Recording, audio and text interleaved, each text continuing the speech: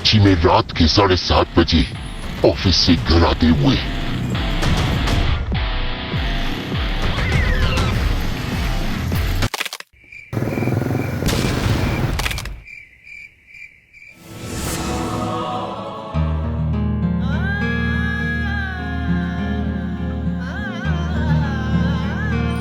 अस्सलाम वालेकुम पापा। पापा पापा आज फिर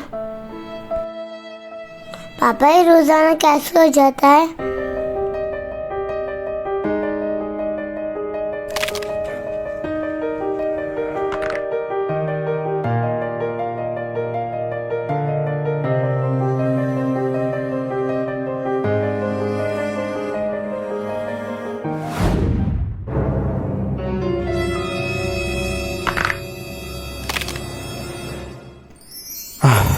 शुक्र है अल्लाह।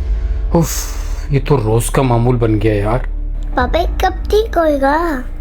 बेटा जब तक उनकी हुकूमत है ना तब तक तो कराची में मुमकिन नहीं है। उफ, या अल्लाह। शुक्रिया बेटा, रोजाना परेशान करता हूँ आपको।